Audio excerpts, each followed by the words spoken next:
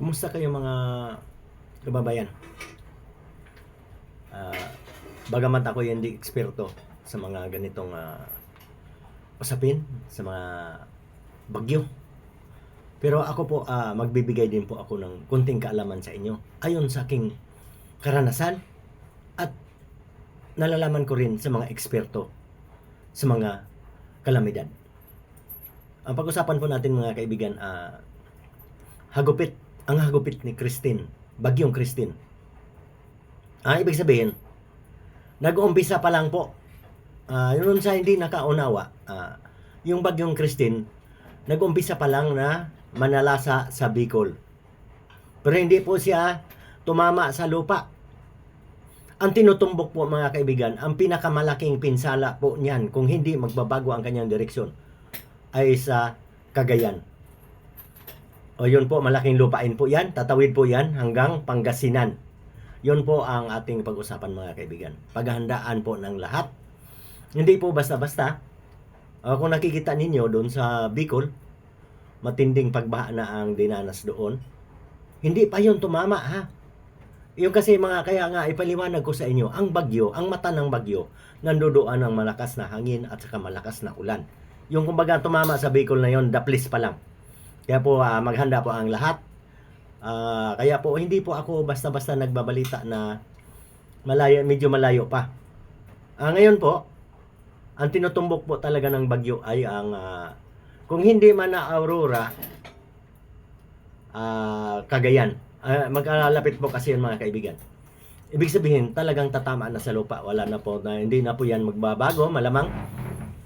Kasi, kumbaga sa pool na. Kung umangat man yan, tatama pa rin sa dulo ng Luzon.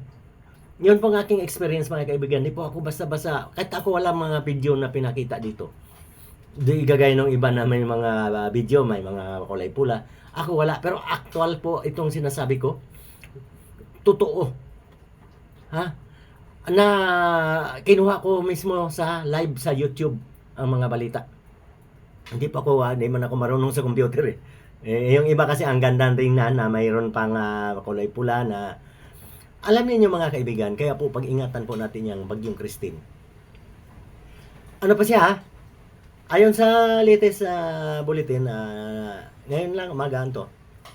Ang distansya niya sa Aurora o Cagayan, kung hindi ako nagkamali, nasa halos 100 kilometer. Ang lapit na niyan, kung 100. Pero kung matulin ang kanyang takbo, ibibilangin ko kayo Kung matulin ang kanyang takbo, 3 oras lang, kung 30 kasi kung minsan 30 kilometer ang kanyang tulin. Ganito kasi mga kaibigan, parang ipo-ipo yan ang tulin, yun ang nabibilang. Yun yung binibilang, yung tulin. Yung destinasyon, gano'n. Pero yung hangin na umiikot, iba naman ang bilang doon. Ang bilang ng hangin na doon sa umiikot, tinatayang nasa halos 100 kilometer na. Malakas na po yun At nasa dagat pa. Lalakas pa yan pag nasa dagat. Tatandaan niyo ang bagyo, pag tumama na sa lupa, saka yan humihina ng konti. Pero pag nakalampas naman nandun sa dagat, lalakas. Kaya po yung bagyo, tinataya yung bagyong Christine na yan, magiging malakas kasi nasa dagat pa siya ngayon. Hindi pa siya tumama Baka akala niyo tumama na sa Bicol, Catanduanes. Hindi siya tumama, nasa dagat lang. Pero ang hagupit niya, abot hanggang Mindanao yung kanyang sirkulasyon. Yun po mga kaibigan. Kasi ako kahit hindi man ako eksperto, lagi akong nanonood ng mga balita. Totoo po itong aking sinasabi. Ngayon,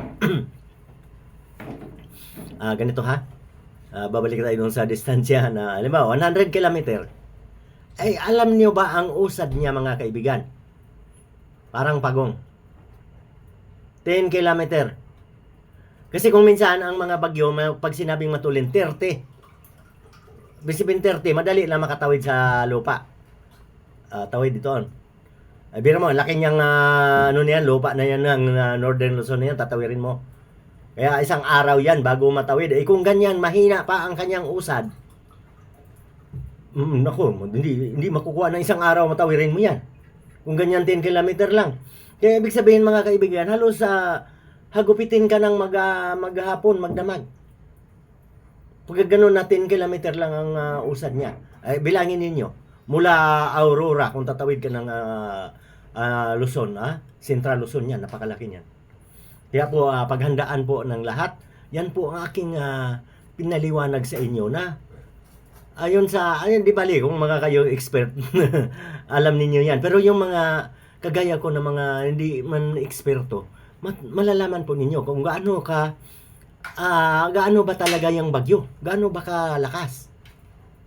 Gaano ba ano ba yung usad? Sabihin naman ninyo, kagaya ngayon dito sa Metro Manila, dito kami sa Santa Rosa, Laguna, ambon-ambon lang. Yan pa, ipaliwanag ko pa sa inyo yan. Ano muna tayo dito sa pagtawid, Ayun. Kaya po paghandaan, Cagayan, Aurora. Kasi, yan, ano yan eh. Pag bumaba, Aurora, delikado tayo dito sa Laguna. Si Aurora, Quezon Province din yan dati eh. Alam nyo ba? Quezon Province yan dati. Ibig sabihin, kung bumaba ang bagyo, papunta dito sa Quezon. Ano bang kadikit na probinsya ng Quezon? Di ba Laguna? O dito po kami sa Santa Rosa, Laguna. Kaya po, di po pwede tayong pakampante. Sabihin mo, malayo. Kasi ang bagyo pag pabago-bago. Pero ayaw naman sa Pag-asa. Malamang talaga Cagayan. Malamang Cagayan. Kailan nga. Di po tayo pwedeng pakampante kasi nasa dagat pa nga yung bagyo. Saka mabagal yung kanyang pag-usad. Napaliwanag ko na po naintindihan nyo na kung ba yung ganito, parang ipo-ipo, yun yung sinusukat na gaano ka lakas ang hangin na umiikot. Yung mabubuwal ba yung mga puno. Yung sinasabing halos 100 na yata ngayon, kayang-kaya nang bumuwal ng puno yan. Tapos yung bahay na medyo mahina, kayang-kaya nang buwalin yung ganyang kalakas na hangin. Tapos may bugso pa yan na sinasabi. Pag nagbugso pa yan, may gitsang daan, di ba? Kaya po, mag-ingat po ang lahat sa mga dadaanan. Makibalita po kayo palagi. And sinasabi ko, sabi ng Panginoon na tao, kumilos ka, tulungan kita. Hindi po tayo pwede na pakampante. Sabihin nyo, sanay naman kami sa bagyo. Ay, nakikita ko yung mga ni-rescue doon sa Albay. Hindi ko lang matanda kung anong barangay yun Ay nako, hirap na hirap po mag-rescue. Kaya po, nananawagan po ako doon sa may mga bahay na alam niyo naman na may ilog dyan sa katabi ninyo. Medyo, ano na po, mag-evacuate na kahit na hindi pa kayo, huwag na kayo mag-antay na sunduin pa kayo dyan ng iba ka mag-evacuate kasi pag hindi na po sila makadaan, paano pa kayo mailigtas dyan?